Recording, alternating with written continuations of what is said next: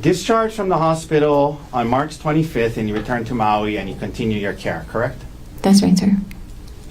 And we mentioned by the March 27th you had an attorney, yes? Yes, sir.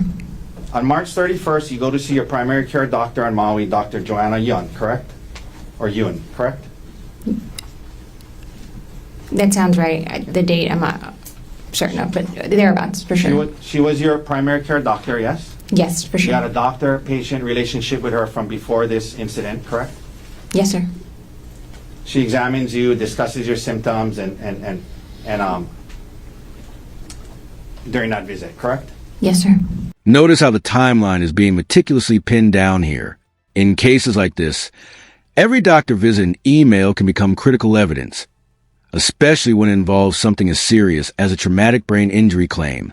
Pay attention to how the attorney presence is noted just days after the hospital discharge.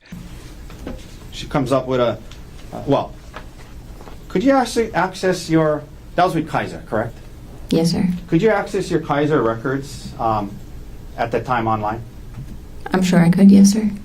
She comes up with a diagnosis list for the visit, and then the next day on April 1st, you email her and you ask her, hey, doctor, do you mind adding traumatic brain injury to your diagnosis list? Objection, rule of completeness.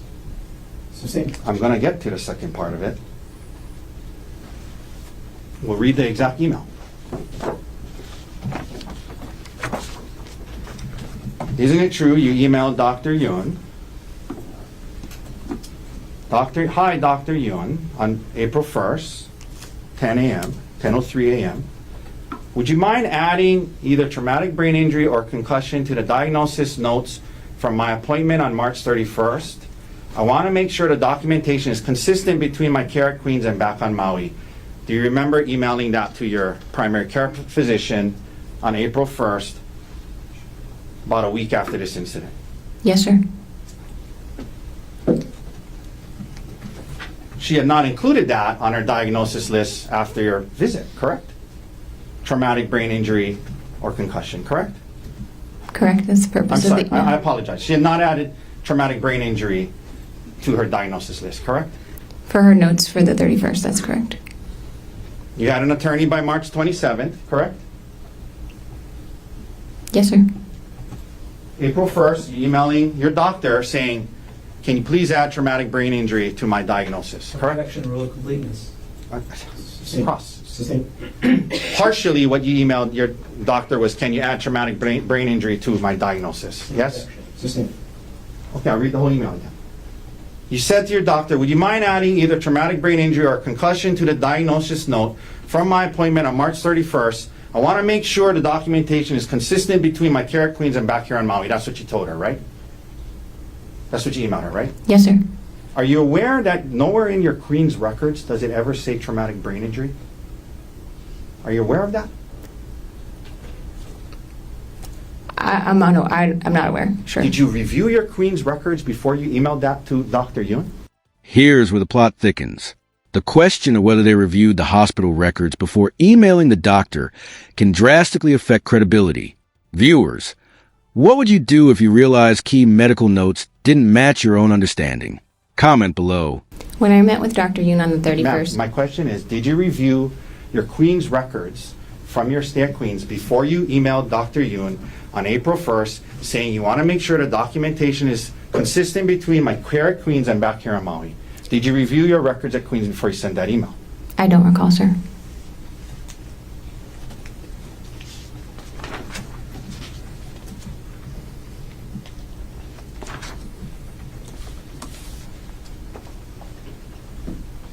Ma'am, following the incident, prior to the incident, you and Gerhard had joint bank accounts together, correct? Yes, sir. Joint meaning they belong to both of you, yes? Yes, sir. For example, you had a joint saving account with Gerhard with Capital One, yes? Yes, sir. And you admit that back then Gerhard made more money than you, correct? Yes, sir. More of the money in the joint account was from his earnings than yours, yes? Yes, sir. In other words, he put more money into that account than you did, correct? Whoa! Here's a dramatic financial twist. 3 days after the incident, over $120,000 moves from a joint account to an individual one. This is exactly the kind of action that raises red flags in both divorce and criminal proceedings. Could intent play a role here? Yes, sir. On March 27th, 3 days after the incident, you opened up, you went on, well, I'm assuming, well, let me ask you this way. You opened up an individual checking account only in your name, without Gerhard being on that, and you moved.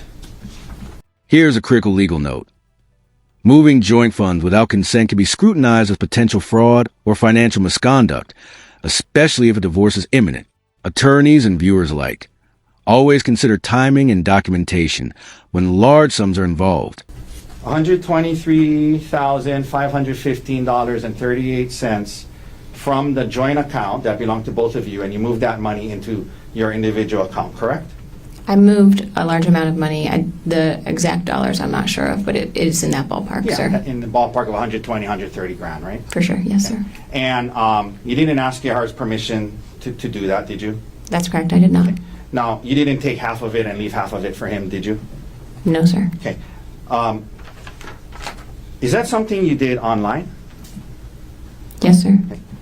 in front of a computer, Yes, sir. logged on, Yes, sir. created your own new account? I made a new bank account, yes, sir. Online, right? This is a perfect example of timing being everything. Financial moves, legal advice, and medical documentation are all intersecting here. For viewers, notice how each decision could later be dissected in court. Timing, intent, and consent are key elements. Yes, sir. Okay. 3 days after the incident, correct? Yes, sir. Did that by yourself, right? Yes, sir.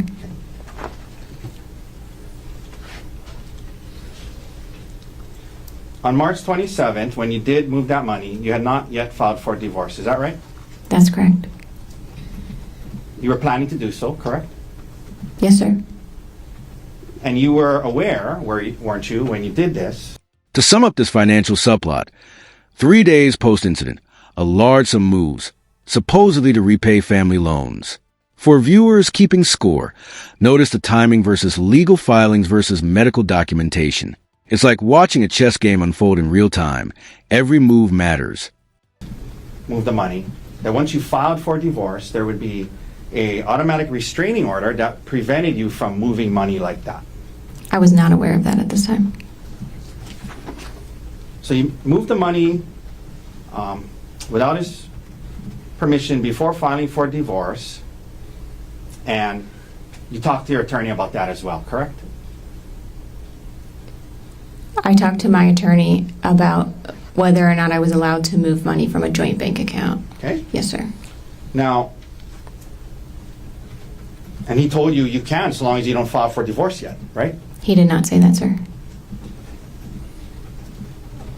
Later on, when you were asked about this, you indicated to the prosecutors that you did it because, in part, there was a need to pay back your parents $85,000 from a loan that they had given you and Gerhard, correct? That's what you told the prosecutors, that partly why you moved that money, partially, was because you wanted to, there was a loan your parents had given you and Gerhard for $85,000, and you wanted to pay them back with the money you moved, yes? Yes, sir. Okay. And your parents were not in a rush to get paid, correct? You guys had been paying them off slowly, correct? Prior to this, we had been paying them off slowly. That's correct, sir. And in fact, isn't it true that later on when you filed for divorce and you and your divorce attorney tried to get access to Gerhard's retirement accounts, one of the things that was stated in that proceeding was that you had been making ends meet by seeking the financial support of your family, meaning your parents. You remember asserting that to the family court in your divorce case? Yes, sir. I remember that. Okay. So in the family court divorce case, you're indicating that your parents are helping you get by financially, but in response to this money, this thing about moving the money, you said that you need to pay them back the 85 grand right away, correct?